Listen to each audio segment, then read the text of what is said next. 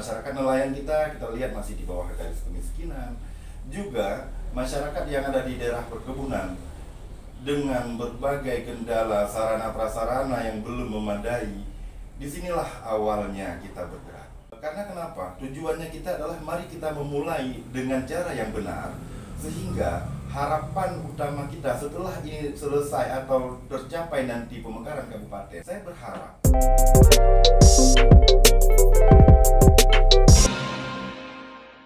Assalamualaikum warahmatullahi wabarakatuh. Pemirsa, ada kejadian di luar dugaan kami hari ini. Saat sedang menikmati waktu bersama istri, kami dihubungi oleh kru iNews TV yang meminta kami menjadi narasumber mereka untuk diwawancarai perihal perjuangan mewujudkan pemekaran Kabupaten Baru Bandar Khalifah yang dimekarkan dari Kabupaten Aceh Timur.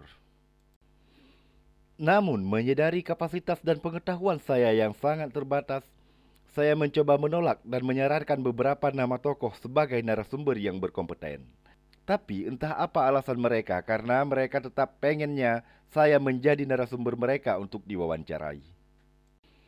Tak dapat mengelak, saya pun menyetujui untuk diwawancarai sebagai narasumber. Di sini dalam wawancara saya mencoba menjawab dan menjelaskan tentang perjuangan dan tujuan pemekaran kabupaten ini. Dan mohon dimaklumi kualitas video kami yang kurang baik, sebab saat sesi wawancara saya mencoba mengabadikan momen ini menggunakan smartphone entry level kami. Mohon maaf jika ada kekurangan atau kesalahan dalam penyampaian kami saat wawancara. Mohon subscribe channel ini dan berikut video lengkapnya. Baik Pak, mungkin Bapak bisa menjelaskan sejarah kenapa Kabupaten Bandar Khalifah ini ingin dibentuk. Begini, sebenarnya sejarah dan rencana pembentukan Kabupaten Bandar Khalifah yang awalnya disebut Perlak Raya itu sudah kita mulai sejak 2009. Kemudian seiring berjalannya waktu dan berbagai kendala yang dihadapi hingga hari ini, kemudian hari ini namanya berubah menjadi Bandar Khalifah. Nah, pertanyaan kenapa Bandar Khalifah? Di sini kita adalah sesuai sejarahnya adalah daerah yang pertama masuknya Islam di Asia Tenggara. Dan kerajaan pada saat itu adalah kerajaan Bandar Khalifah yang dipimpin oleh Sultan Al-Ain bin Shah. Atas dasar itulah makanya hari ini kita menyebut atas permintaan masyarakat juga oleh ulama kita, ulama karismatik di Perlak dulu, almarhum Ayah Dilege, juga pernah selalu memberikan saran untuk memekarkan Kabupaten Aceh Timur dengan nama Bandar Khalifah. Kalau riwayatnya seperti itu, kemudian sepanjang perjalanan juga Bandar Khalifah lebih diterima oleh masyarakat secara global. Global dalam artian di 10 kecamatan yang masuk dalam wilayah pemekaran. Berbicara kalau nama Perlak Raya dulu seolah-olah di sana ego Perlak yang dikedepankan. Dengan beralih ke Bandar Khalifah, ini memang ada historisnya di masa lampau yang sampai sekarang masih ada siklusnya seperti itu. Baik. Untuk prosesnya saat ini sudah seperti apa Pak? Mungkin bisa dijelaskan sedikit. Sudah sejauh mana proses pelaksanaan sudah sampai tahap apa ini? Ya, ini kita kembali memulai dari awal. Kenapa di tahapan sebelumnya bukan sebenarnya nggak benar, tapi ada beberapa kendala sehingga terjadi kekurangan data sehingga kita harus memulai dari awal. Sejak November 2021 kita sudah mulai bergerak membuat sosialisasi, menggalang dukungan dalam bentuk tertulis maupun deklarasi-deklarasi di setiap kecamatan, yang sekarang sudah 8 kecamatan sudah selesai dan semua komit mendukung. Kemudian ada 2 kecamatan lagi yang belum selesai, yaitu di Lokop dan Simpang Jernih. Kemarin kita rencananya Simpang Jernih di awal 2022, tapi sama-sama seperti kita ketahui, pas awal 2022 Aceh Timur dilanda banjir bandang dan Lokop dan Simpang Jernih merupakan daerah yang sangat sulit dijangkau. Baik, untuk tantangan Pak, apa saja tantangan selama ini dalam proses pelaksanaan awal terbentuknya Bandar Khalifah ini Pak? Berbicara tantangan, kita semua yang kita lakukan pasti ada tantangannya. Baik atau tidaknya tujuan daripada sebuah upaya pasti tantangannya ada. Namun dalam pembentukan Kabupaten Bandar Khalifah ini, kita juga mengalami beberapa kendala. Pertama dulu, waktu pertama kita bergerak, saya lihat ada beberapa respon dari masyarakat. Yang pertama, respon apatis, seperti mungkin karena mereka kurang memahami. Yang kedua, ada juga pihak-pihak yang di luar ini, mungkin sebagian daripada pemerintah Aceh Timur, mereka seolah-olah anti terhadap pemekaran. Padahal kalau kita mau menyadari, pemekaran ini adalah sebuah keharusan di Aceh Timur, mengingat luasnya Aceh Timur yang desanya mencapai 513 yang sekarang sudah mekar menjadi 514 desa, sehingga terjadi kayak ada kendala. Kendala pertama, masyarakat yang tidak bisa menjangkau pusat kabupaten, rumit. Kita bayangkan aja misalnya seperti di Simpang Jirnih, Bang. Saya punya kawan-kawan di sana, juga mereka sering bicara. Waktu pertama kita membuat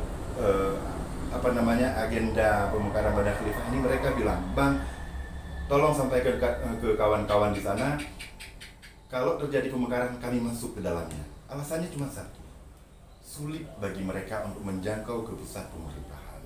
Itu pertama. Yang kedua, kita bayangkan aja, untuk buat KTP perlu kos ratusan ribu. Untuk apa? Bukan biaya di administrasinya, tapi biaya di perjalanannya mereka. Gitu.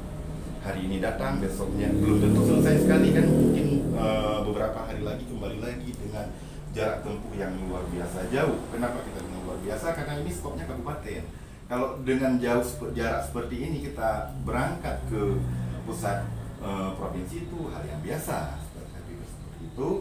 Kemudian banyak juga kendala-kendala yang lain, seperti tentu kendala di administrasi. Seperti sekarang banyak beberapa tahapan yang belum kita selesaikan, gitu.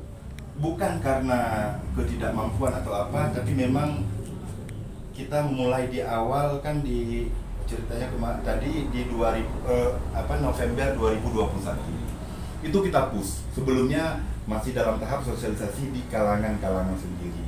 Dan perlu juga kami garis bawahi di sini, kita juga masih bersifat relawan pemekaran, bukan belum dalam bentuk sebuah kepanitiaan seperti itu. Baik, terakhir Bang, harapan kepada masyarakat seperti apa ini? Apakah masyarakat calon Bandar Khalifah atau mungkin juga masyarakat Aceh Timur harus seperti apa ini? Begini, kita sebagai masyarakat, juga kami yang hari ini sudah berupaya, kita ingin memperbaiki ini bukan ini juga bukan kepentingan satu kalangan. Saya sangat tertarik dengan kepanitiaan atau relawan-relawan ini yang ada dari berbagai kalangan. Misal kita ada dari dari anggota Dewan DPRK yang dari berbagai partai masuk ke dalam satu wadah relawan pemekaran Bandar Khalifah, yang di dalamnya kita nggak pernah berbicara politik. Artinya kita di sini cuma berbicara pemekaran Bandar Khalifah. Juga kita harapkan masyarakat. Saya juga sering berdialog dengan kawan-kawan yang misal di Pantai Bidari, Nibung sana. Mereka juga mendukung ini. Mereka juga berharap. Sebenarnya masyarakat hari ini sudah menyadari pemekaran Bandar Khalifah keuntungannya bukan buat kita yang dimekarkan, tetapi untuk kedua belah yang Aceh Timur yang tinggal nanti juga mendapat keuntungan. Berlak juga. Artinya Bandar Khalifah juga. Tujuannya apa nih Bang untuk pembentukan daerah otonomi baru Bandar Khalifah ini? Ya, seperti sering kita sampaikan kepada masyarakat, tujuan utamanya adalah mempercepat terjadinya pemerataan pembangunan di daerah kita, yang tujuan akhirnya adalah kesejahteraan ekonomi masyarakat. Hari ini kita bisa melihat Aceh Timur. Kita tidak mengatakan Aceh Timur hari ini lambat, tetapi memang begitulah kenyataannya. Kenapa? Ketika kita dengan jumlah luas yang jumlah desa yang mencapai 514 desa, tentu di sini akan terjadi sebuah hambatan. Karena kenapa? Kalau kita memikirkan ego, semakin luas daerah semakin kuatnya kita, tentu pemekaran ini nggak bagus. Tapi Ketika kita mengubah pola pikir kita, yang penting adalah kesejahteraan masyarakat di masa yang akan datang. Itulah yang perlu, yang tujuan utamanya. Selain itu, kita juga melihat potensi di daerah kita. Perla, Bayun, dan lain-lain. Kita juga punya potensi yang luar biasa, memadai. Dan juga tidak akan membuat kekurangan hilangnya potensi-potensi untuk Aceh Timur yang tinggal nantinya. Ketika potensi ini ada, kita lihat potensi laut yang tidak dikembangkan dengan maksimal karena mungkin keterbatasan anggaran dan lain-lain. Sehingga masyarakat kita, masyarakat nelayan kita lihat masih di bawah garis kemiskinan. Juga masyarakat yang ada di daerah perkebunan dengan berbagai kendala sarana prasarana yang belum memadai. Disinilah awalnya kita bergerak. Tujuannya adalah untuk mempercepat terjadinya proses pembangunan yang merata sehingga berakibat pada kesejahteraan masyarakat yang merata juga. Itu poin utamanya kita. Kemudian ada tujuan lainnya apa? Seolah-olah ada yang berasumsi ini kan kepentingan mereka. Gitu.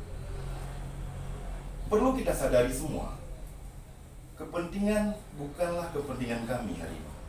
Kami hari ini relawan yang bekerja. Saya pribadi datang pergi kemana-mana dengan biaya sendiri. Begitu juga dengan kawan-kawan yang lain, Pak Ketua misalnya. Setiap ada kegiatan kita selalu patungan. Kita nggak pernah cari support dana keluar. Karena kenapa? Tujuannya kita adalah mari kita memulai dengan cara yang benar, sehingga harapan utama kita setelah ini selesai atau tercapai nanti pemekaran kabupaten, saya berharap Bandar Khalifah ini menjadi contoh kabupaten yang baik, bersih dalam hal birokrasinya, bagus politiknya, dan seperti itulah. Dan tentu harapan utama akan tercapai kalau ini berjalan dengan baik. Demikian pemirsa cuplikan wawancara kami dengan iNews TV. Tunggu video lengkap tayang di TV Anda masing-masing. Berikan pendapat Anda di kolom komentar dan kalau berkenan jangan lupa di subscribe.